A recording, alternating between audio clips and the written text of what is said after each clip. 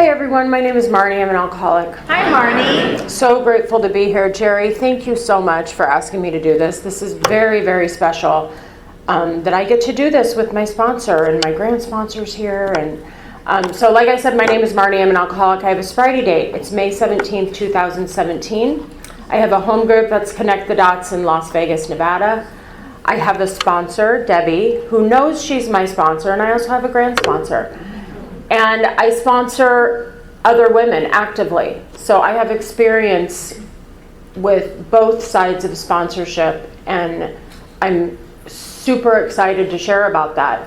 I was reflecting on sponsorship, on my relationship with Debbie this morning, and I got a little bit emotional. It was the first time that this ever dawned on me. I've had the attitude for quite a while, for about 3 years, that, you know, God comes first, AA, then everything else, right? And I realized today, I was thinking about all the relationships in my life, and, you know, I didn't believe in God when I got sober 6 years ago, and now the most important relationship in my life is that relationship that I have with my higher power. And I'm only 6, so I'm like just at the beginning of that. But it's like, it's amazing, and I'm just in awe almost daily of how I'm seeing God work in my life. And next to that is my relationship with my sponsor. More than my husband, more than my children, more. Because if that relationship, I honestly believe that God has worked in my life through these extraordinary women that were put in my life at different times, that God has worked through them. And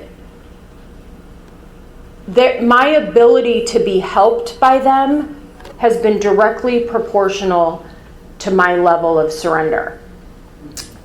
And so the fact that that relationship is the most important human relationship that I have, that I value today, it has not always been like that. Has not always been like that. I relapsed for decades, 24 years. I came to my first meeting of Alcoholics Anonymous when I was 20 years old. And I knew that I had a drinking problem, and I knew that I had to stop drinking.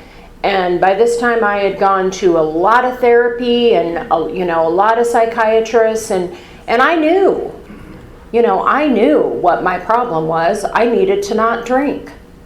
Beyond that, I couldn't hear anything. And I was in the rooms of AA, and I was going to meetings, and I heard that I was supposed to have a sponsor. Will you hand me my phone, please? Thank you, just so I can keep track of my time. Thank you. I knew that I was supposed to have a sponsor. And so I got a sponsor, and my very first sponsor was absolutely lovely. I was not surrendered. It's really hard to be sponsored when you think you have all the answers. Yeah. And it's, I have no idea if she took me through the doctor's opinion. I remember doing a 4th and 5th step with her, and I thought it was amazing, because then she finally would understand what a victim I was and why my life was the way it was. That's what I got out of the 4th step. It is very possible that she took me through a thorough 4th and tried to get me to, change. No, wasn't going to happen. And as a result of that, I continued, I drank. I would go through periods of abstinence, and I would come back in, and I would get a sponsor, because that's what we were supposed to do. But I thought it was a therapist.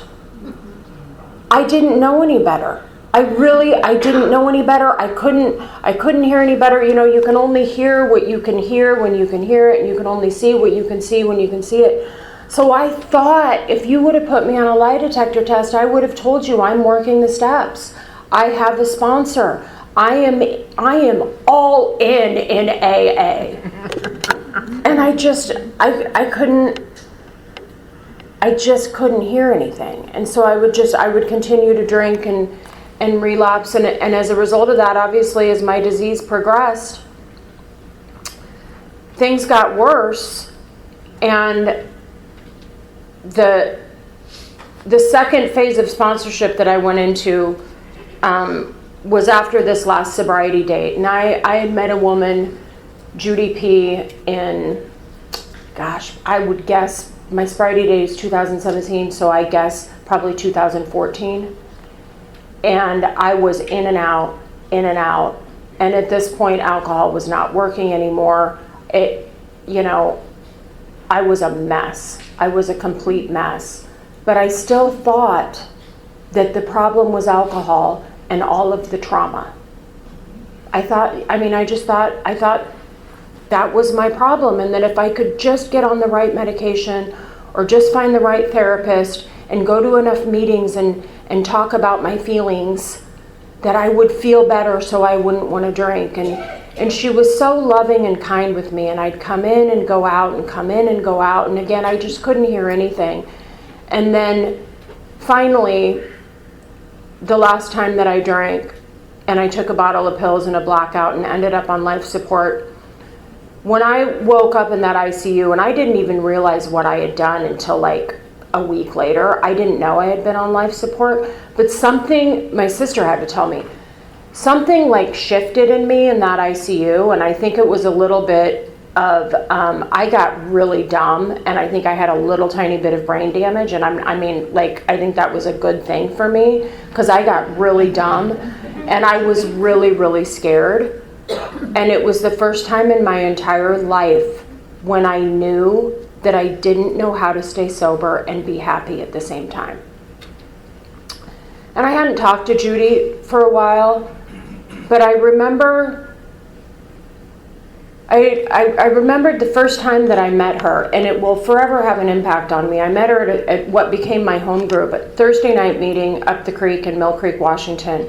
I remember I walked in during one of the periods where I was, maybe trying to get sober, fighting the bottle and just so lost. And I was a mess, and I had drank the day before, and I remember her being so kind to me. And she had a warmth and happiness in her eyes that I was not familiar with. Let's just say that. I was like, there was something about her, and she was so kind to me. And so that day in the ICU, when I came to, I texted her and I told her what happened, and she said, "Are you done yet?" And I said, "I'm done."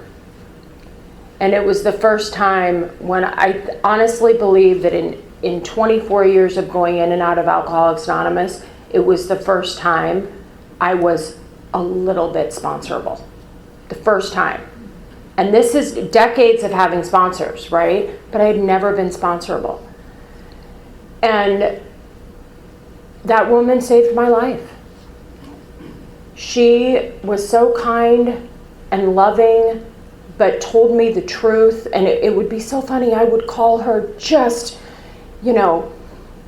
absolutely insane, and you're not going to believe what he did, and you're not going to believe what they did, and oh, I'm so sorry you're going through that. So I'll see you tonight at the meeting.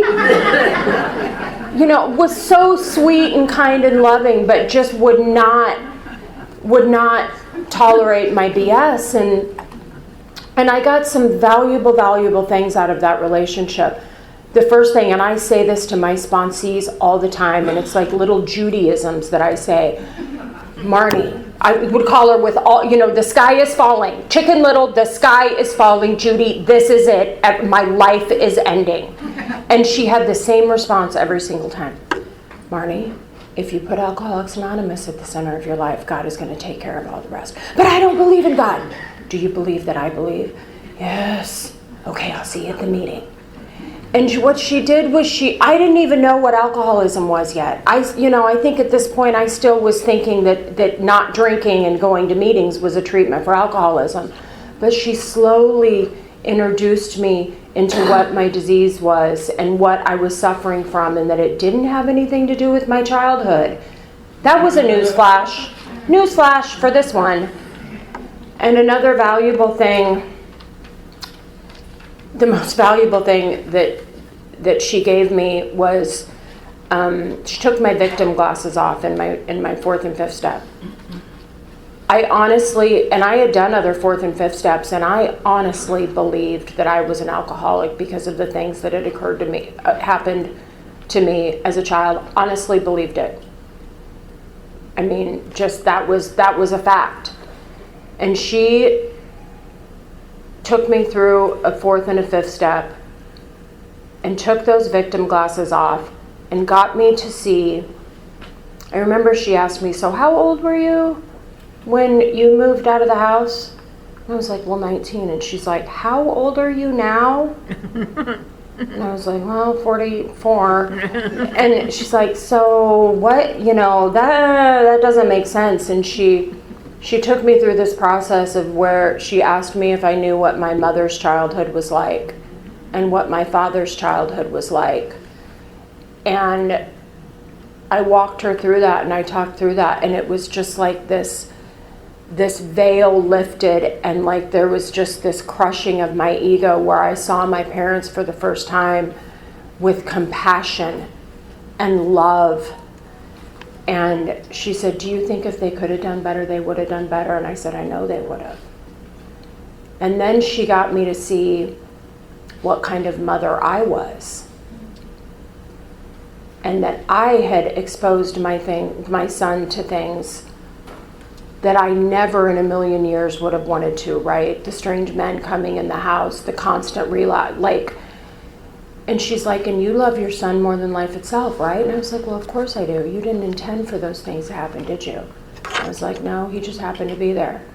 And for the first time, it was that I was just like my mom and dad.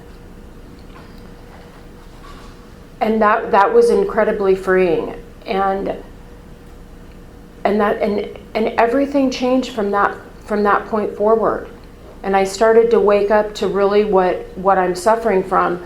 But the interesting thing with Judy is that I had surrendered to the point where I'm going to do everything she says in regard to Alcoholics Anonymous. Everything. With my sobriety. But with everything else, like finances, work, I got that all. I mean, do you see what my life is like? And I am fine in that area. And as a result of that, I ended up having an affair with a married man that happened to be on the other side of the aisle when I was an attorney. And thank God I was facing into AA. Thank God. Because she told me, she said, this isn't going to end well. And she's like, just keep being transparent with me. And she's like, you realize your self will run riot right now. And I'm like, yep. It's different. He's gonna. You don't understand. He's gonna leave. And it didn't end well. And she would I would call her about that, and she would just laugh. And oh my God, it was so much fun for her. Oh my God, you're gonna help so many women with this someday. And it was just, and it was, it was devastating for my career. And it's taken, I am still paying for that because we were both disciplined. But that woman saved my life. And then I moved to Las Vegas in July of 2020. And Judy and I at this point had gotten very, very close. Like she was almost like my best friend. We talked a couple times a day, and we got very, very close. And I had moved away, and I moved to Las Vegas, and my husband says how you grow either through pain or through inspiration. And I got plopped right in the middle of one of the strongest 3 legacy home groups that I've ever been to in my entire life. And I started to get inspired. Like, oh, there's something different here. I've never experienced this before, and I just hadn't been exposed to this type of AA. And my best friend in Las Vegas, I really wanted her to sponsor me. And she couldn't, we were too close, and she said, why don't you call Debbie Davis? And I didn't know much about Debbie Davis, but I was at this point of I was open. I was still totally me first, but I'm open. I know there's something more. And so without discussing it with anybody, I called Debbie, and I'm like, hi, my name is Marne Whitney. I'm Bob Darrell's girlfriend, and Teresa told me to call you. I would like you to sponsor me. And she called me back within a couple hours, and that's where the journey began. And my level, it has been, like I said, it's the most important relationship that I have in my life today. I can't even describe, well, I've said it before, I said it last year here, that I don't believe that Bob and I would have gotten married. Bob would not have been able to survive me had it not been for Debbie's guidance. That it 100% truth. Bob sent her a fruit basket after our workshop last year. I mean, I was all in Alcoholics Anonymous, but I was still me first, and I didn't even know it. And what Debbie started to wake me up to was she started to get me to think about others before me. And she has this amazing ability to wake me up to how selfish and self-centered I'm being without telling me that I'm being selfish and self-centered. She just did it 5 minutes before I spoke. She just did it. And my ego, you know. And there's been so much guidance that she's given me that's absolutely changed everything about me. In spite of me. I mean, I have always been a taker. Always. I think it's just my nature. And so for me to be placed with her, there's a couple different stories. She has totally changed how I show up in Alcoholics Anonymous. And I don't remember the exact conversation or what led up to it, but I remember I had a difficult transition to Vegas. It was not an easy transition, and I remember calling her, complaining to her about how people were treating me in the home group about something, and it was valid, right? And she flipped it on me, and I use this all the time with my sponsees. She says something along the lines of, "Yeah, I imagine that's pretty uncomfortable. How are you showing up in your home group? Are you looking for people that are uncomfortable?" And I don't remember exactly what she said, but I do remember this. She said, "From this point on going forward, I want you to look for the new girl or the girl that looks afraid or uncomfortable. Maybe they just moved there, and you go up to them and make sure that they do not feel the way that you felt." And it changed everything. Everything. And from that moment on, that's how I show up at my home group. And this is coming from a girl for 24 plus years. I'm going to Alcoholics Anonymous to take. What can I take? How come I'm not feeling better? I don't like the speaker. I don't like, And like that little guidance changed so much. And I dealt with a lot of gossip when I moved there, and understandably. And some vicious stuff. And she would tell me, "You don't have time for that nonsense. You're too busy helping the new girl. Don't bend over and pick it up. You earned your seat there. You're too busy for that. You're too busy helping the new girl." And that's what I did. And, I've been there for over 3 years now, and I don't feel any separation with anybody because of my actions. And it's all because of that guidance. And I get to pass this on. I get to pass this on to my sponsees, and I am raising these women. I'm not as eloquent as she is. Like, she can do the spiritual, jab with a smile and love and I'm not there yet. I still jab a lot. I'm working on that. But it's that's who I want to be. I want to be able to wake these sponsees up without shaming them, without making them feel bad about themselves, right? And so it's just amazing. I mean, I stand before you today a totally different woman than came to Las Vegas in July of 2020. Completely different woman. And it has nothing to do with me except for the fact that I have become sponsorable, and I have I've done the footwork. I mean, that's it. And the beauty of being able to pass this on to sponsees, I was thinking about that very first sponsor I had, Andrea, when I was living in Omaha. Couldn't hear a word she said about recovery, but I was a young single mom, and I had, so my son was 4 years old. I had no idea how to be a parent. I mean, I was a feral cat, right? Couldn't hear anything to do with recovery, but and this is where God has always been there, and I look back and I see how God put her in my life. She happened to be an MSW, and she was a house mom at Boys Town in Omaha, Nebraska. That woman taught me how to be a mother. I will be forever, and I say her full name because she passed away from cancer way too young, like in her early 40s.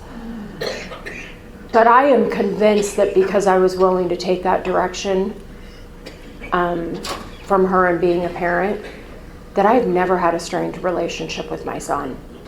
It has nothing to do with me and everything to do with her. And I was thinking about that with one of my sponsees that I have right now.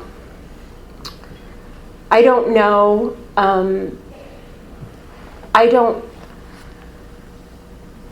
he's young, he's a young trans male, and I met him in a treatment center, and I went in, was doing a panel, and they had put him with the women because he was born a female, and he was sitting there, and he was just like curled up and had self-mutilation all over him, and was just like this ball of trauma, fear, confusion, and sadness. And I was like, oh, that's me. And,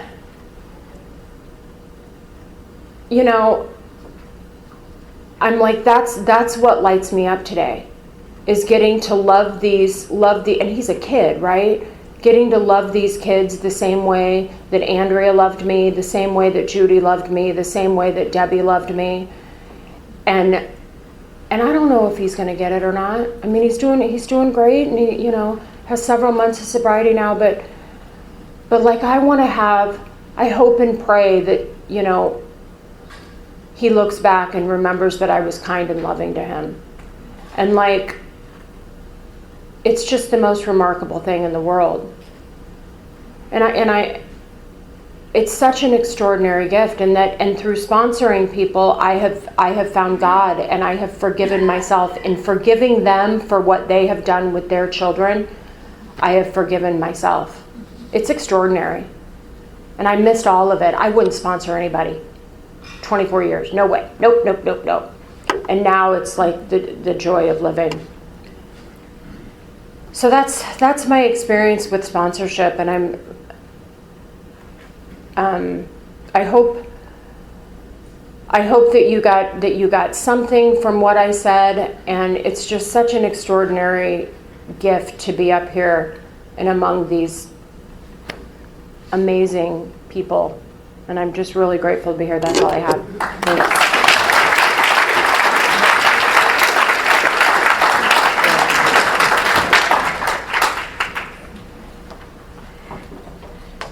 Hey everybody, I'm Debbie Davis, and I'm an alcoholic. Well done. Thank you for sharing today. And I've gotten a few fruit baskets, actually. And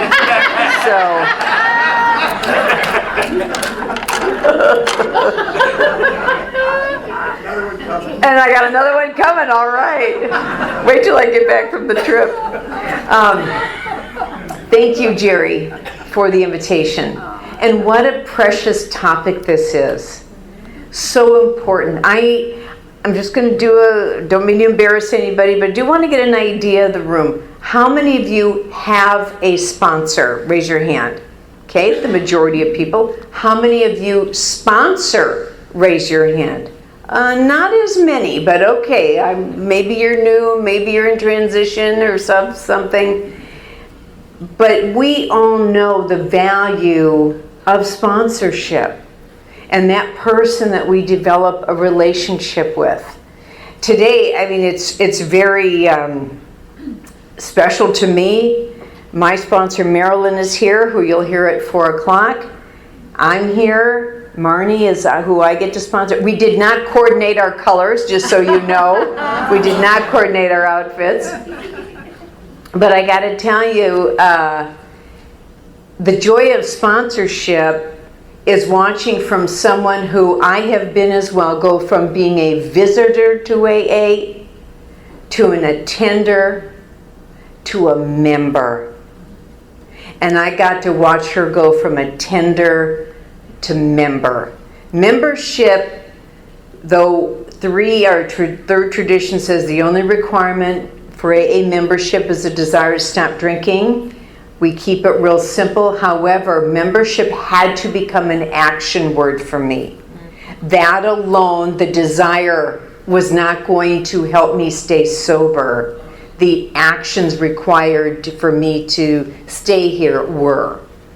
And so, let me just tell you how, so Marne said that she made the phone call and I returned the call a couple hours later. Let me tell you what happened in between that 2 hours. So I pick up the message and I'm, no. Now I have the right of decision, okay?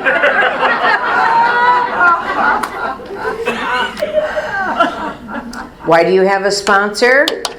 You call your sponsor. I still do have my sponsor and my husband longhand, so I never forget their number.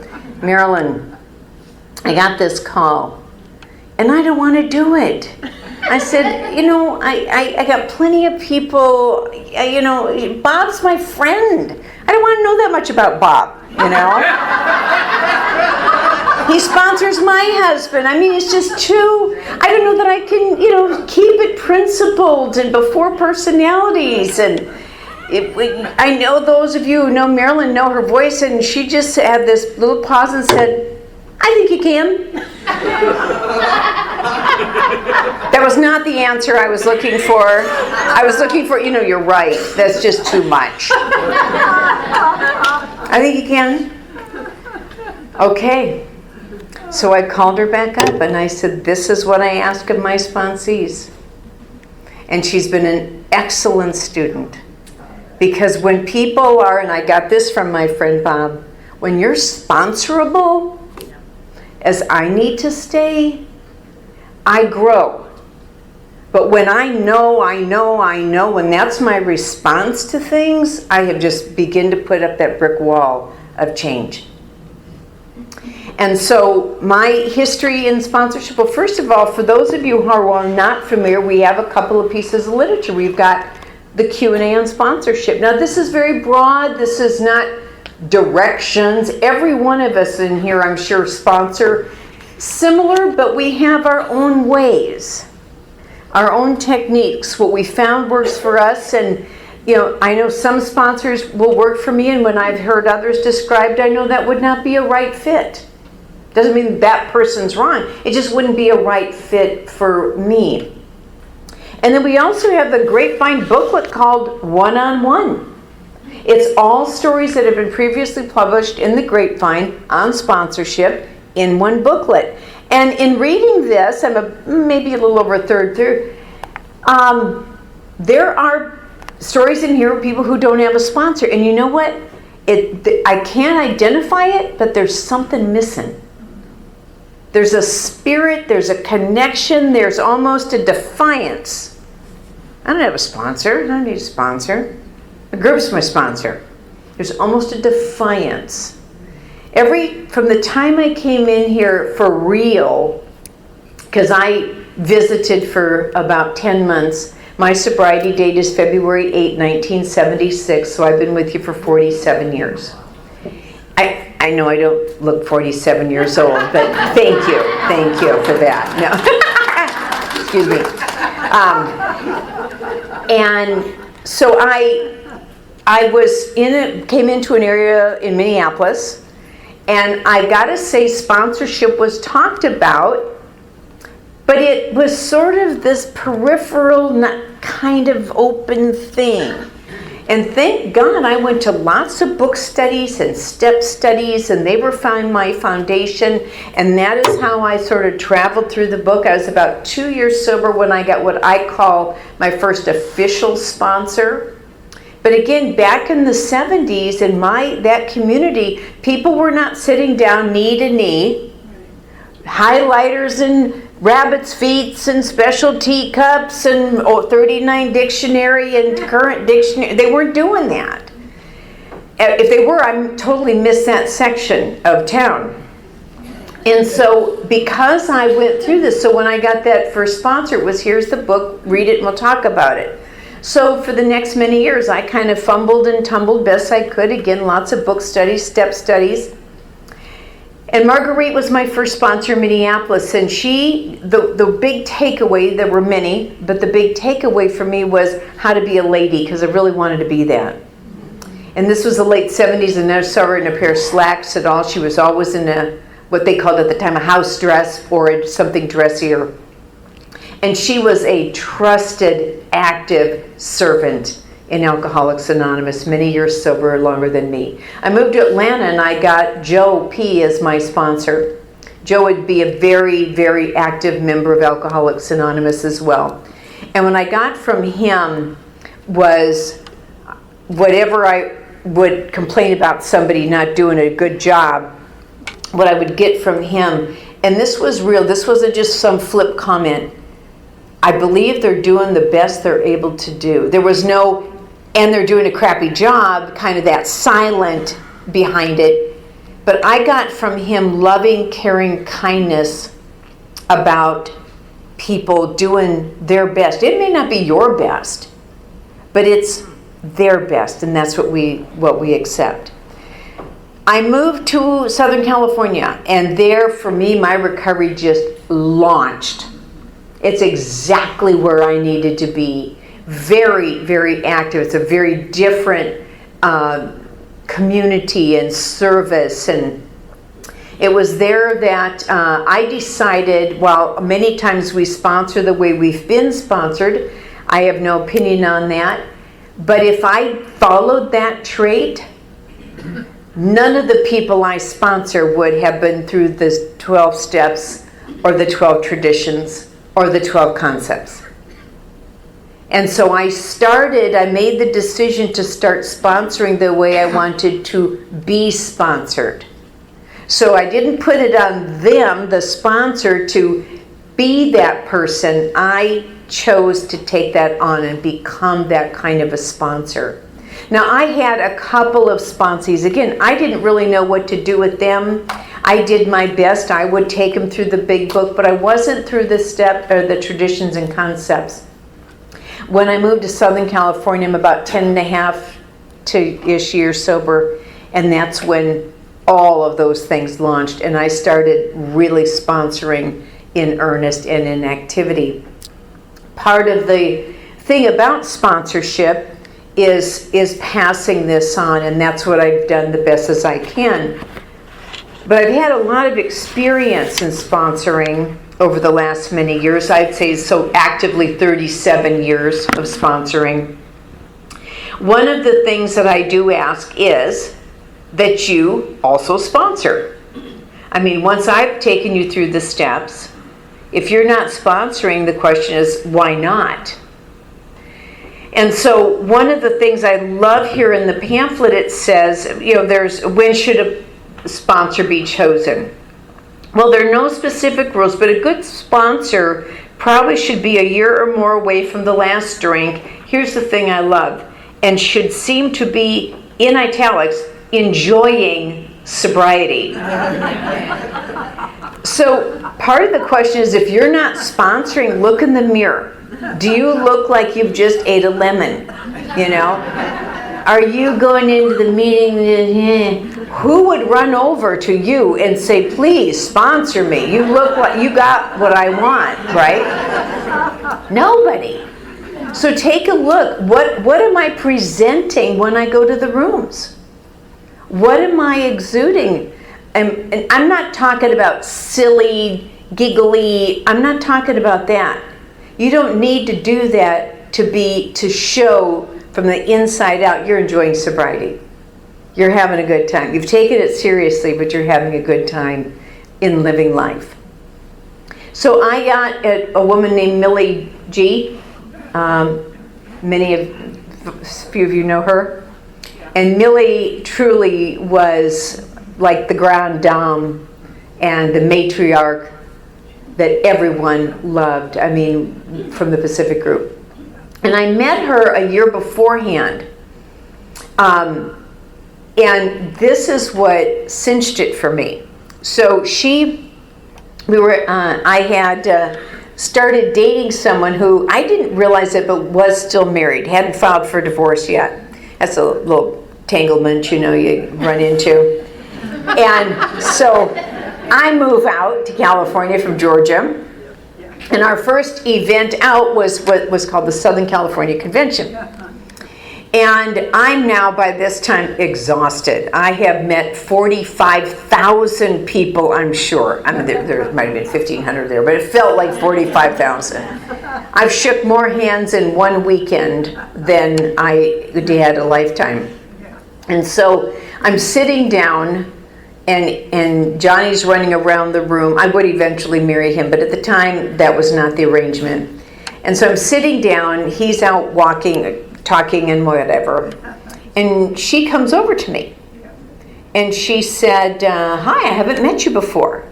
I said, well, I just moved here from Georgia, and oh, well, who are you here with? And I said, Johnny. And she said, oh, well, where's Dottie? How is she? And there was kind of a pause, and I said, well, I don't know. And then it's almost like maybe whatever rumors she might have heard. It wasn't said in a catty kind of way, if you know what I'm saying. It was said very kindly. And so it seemed to be that the rumors that she might have heard that she did not acknowledge or jump into, oh, perhaps they're true or whatever, she is here. And she patted me on the knee, gave me her card, her calling card, and she said, well, if you ever need anyone to talk, oh no, she said, are you two an item? And I'd never heard that phrase before, and I said, yeah, I think that we are. And she said, well, if you ever need somebody to talk to, here's my number. And it was the kind extension of just being someone safe to talk to. Now, I thanked her, and away she went, and I would end up moving back to Georgia and moving back a year later, married. And I debated on who to get as my sponsor, and I would go to a lot of meetings with Johnny and look at the long-timer women. I'd say, what about her? What about her? And it always came back to Millie. And so finally, on January 9th of 1987, I took her to, I called Clancy, and he said, why don't you, she's 17 years sober, active member of the group, and why don't you take her to dinner? And I thought, God, that's a novel idea. I never heard about anything like that. That just never occurred to me. I wanted a dossier on her, right? I wanted a whole report on her. And so I invited her to dinner, and she would, how are they treating you at Bellflower? How are you getting along in the home group, and do you have a sponsor? These were just conversational questions. She doesn't know why I've invited her to dinner. And so that night she said, I told her, oh, okay, well, let's give it a whirl. And we whirled for 33 years. And again, Millie taught me so many dignified actions. Not being a part of gossip, showing up looking your best. And many of you, again, knew Millie. Every Wednesday for her home group, her hair was done, her nails were done, and she wore a skirt or a dress till when she died at age 9. She was just 5 days shy of being 98. She was still wearing high heels. And I'm not talking kitten heels, okay? She dressed for you. She dressed for us. She led that kind of example. And anytime you said your sponsor was, oh, God, I just love her. There was always the automatic. Well, Millie wasn't a spring chicken. And she was a number of years older than I. And I always had in the back of my mind Plan B. Because I knew I never wanted to be without a sponsor. And so I had her always Plan B. The Plan B didn't know it. Because, in case I changed my mind or something. And so I got a call that hospice, on Tuesday morning, hospice had come in for Millie. And I knew I couldn't get there till Thursday. I knew that was taking a chance. But I said, Paula, can I come in then? And she said yes. So, but all of a sudden, now my plan B's got to kick in, and my plan B does not feel like the right person. I've been sitting in that comfort zone of plan B for 25 years. And now all of a sudden it's not. And I've got a bit of a panic going on. All day Tuesday and all day Wednesday, I'm like, well, who? Oh my God. And so that Thursday morning when I'm showering, getting ready, I said, all right, God, you know my dilemma. I'm 43. I don't and will not go being without a sponsor. I've seen what that looks like. I cannot afford to be my ultimate authority, my final say-so. I don't want to be, and I can't afford to be. I know my ego. I know my thinking. And how much I believe in the gift of sponsorship. So I said, okay, I don't know, but you better come up with something.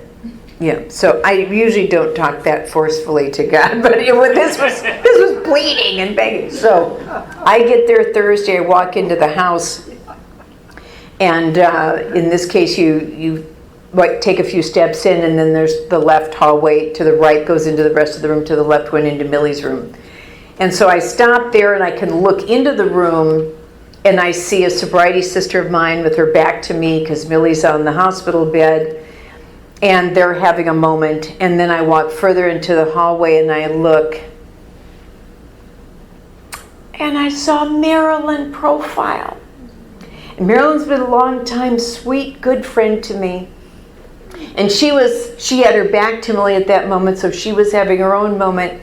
And the minute I saw Marilyn, I just thought, that's it. I can't even tell you the comfort I felt. Just look, and I just, boom, I knew. Thank you, God. And so I was grateful that Millie was still there. I spent time with her. I read her some stuff out of the Women in AA, and I was the last sponsee to see her. I got a text the next morning at 7 o'clock, Friday morning, and that she had passed.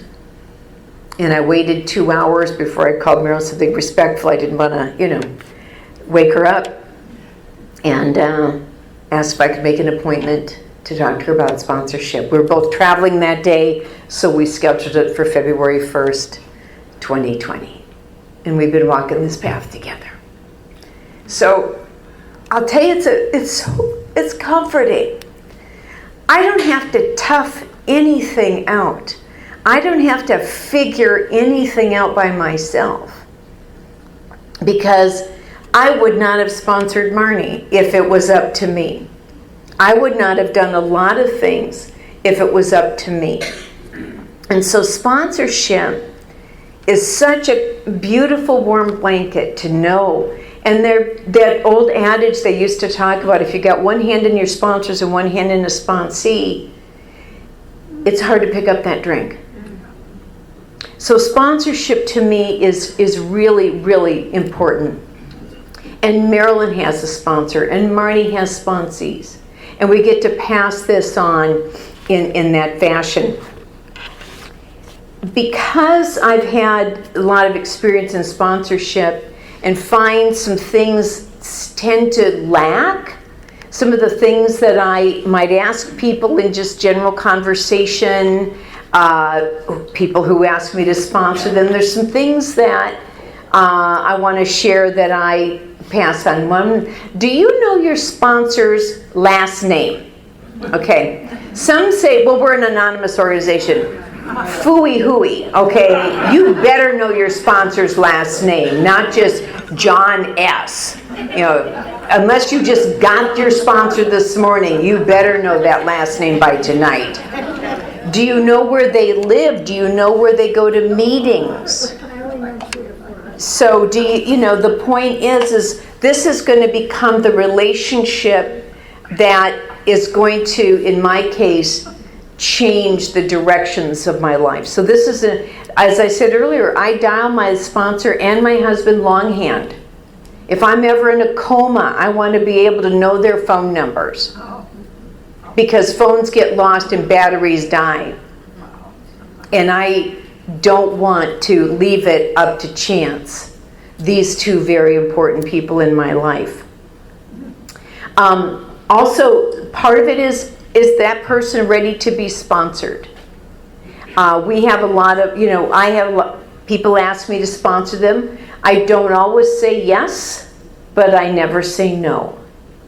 And that might seem like a contradiction, but you see, I do know that I'm not always the right person. I know how hard it was to either pick up that phone or walk across the room. That was 1,000 miles, right, to go over and ask somebody.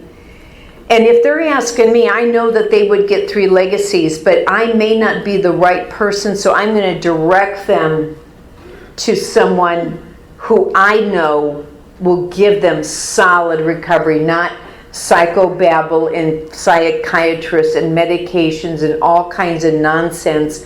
I heard AA yoga the other day was in place of going to an AA meeting. So, I want to make sure I'm not giving them to AA yoga. And so some of these things, because we have a conversation, sometimes I get women with little kids, never have had children, don't have that experience. So I have some great gals that I say, I would like you to talk to these women who have navigated small children working in AA. And these are not flakes in AA. These are not once a month when I get a chance AAers. And so knowing that's why I like to listen to people's stories. Who can I best direct them to for help? What do I ask people to do? I'm one of those people that I will let you know from the gate there's no surprises. So I ask you, we talk about your sobriety. Is it an honest sobriety date? Or do you think pot's okay? It's not. You're not sober. So we have a conversation about your sobriety date. Kind of an idea about your past sponsorship. Am I on the 2-year rotation? Okay, I've certainly seen that. Why do you think I can be of help to you? Why are you asking me? You don't come to my home group, you go to this home group. Is there no one there? Why are you asking me? And it's not because, oh, you're so this or that. No, why do you think I can help you? There's lots of other ladies. We are so blessed in the Bay Area, I can't even tell you, of having long-time active, sober women. We're really, really blessed. Go to a minimum of 3 meetings a week. And when I say that, I'm not talking about walking in when it's starting and leaving when it's over. I'm talking about getting there early, staying late, have a service commitment, bump up your 7th tradition. Become members. Stop attending. Become members. Pick a home group that knows about general service and intergroup. Be one day. Because those areas will open up your life greatly. I don't use outside literature. There's a lot of other things out there that people have found to use. I don't use them. So far in all these years, I have found the Big Book and the 12 and 12 very effective. Wonderful pieces of literature. And part of that is because, let's say somebody writes how to do an inventory. John Doe writes it this year, and that becomes the rage of everything. But 5 years later, Jane Doe writes one. And now John's is kind of passé because she's really up the game here. You see, and I find that is more confusing than clarifying for me. Walking someone through just our literature, I also don't give the impression our literature is good, but you know what? This is even better. If people find that stuff on their own, that's their business. But I'm not the one to introduce it. We have a monthly sponsee night. We do it hybrid. And we've been going through the pamphlets the last 2 years. It has been the most fascinating journey. Looking at our literature, how do we use it? What are the highlights? Having presenters on it. I mean, we only deal with our literature, and I find that to be very, very effective. What are the dangers to watch for? Blurring the lines. Blurring the lines. I know many years ago, Kent and I were looking at maybe moving to a bigger house where there's more parking. I sponsored 2 realtors. He sponsored 2 realtors. And I said, we're not using any of them. Because the relationship we have as sponsor-sponsee is far more important than adding our realtor to it. So we got a completely outside friend of ours who, if we said, we're going to call it off, was not going to impact the relationship. And so it was important to me we do not blur the lines. If I won't do it for this sponsee, then I don't do it for any sponsee. And I have my guidelines of things I do and just don't do. Also, the other thing I watch for is when they start to drift. While I cannot control their drift, I will send out a lot of life rafts, life rings, because I just feel it's important that I want to make sure that they know when I'm working with them what Alcoholics Anonymous is and is not. And give them all the tools possible to meet their dreams and go for their goals and do what they would like to do in life. But when Alcoholics Anonymous becomes adjustable for no real reason, except maybe extracurricular activities type thing. I'm not talking when you're traveling, I know that's but when you're home and working and you've got your regular life, when it becomes adjustable, it will soon become disposable. And when we start taking down our meetings and our service, this is a line that I watch for. There's a lot of great pamphlets on how to, regarding sponsees who take medication or have mental illness. We have a lot of great literature. But the thing I will close with is out of Concept 9. Who would think anything really, this powerful would come out of the concepts? But in Concept 9, it's all about leadership, and isn't that what sponsorship is?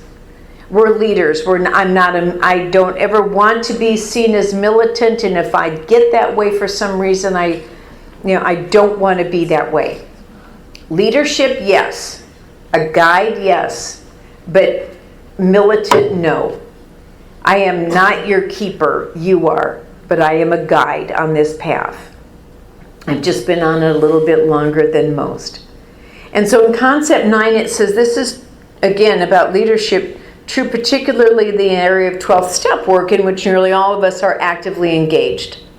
Every sponsor is necessarily a leader.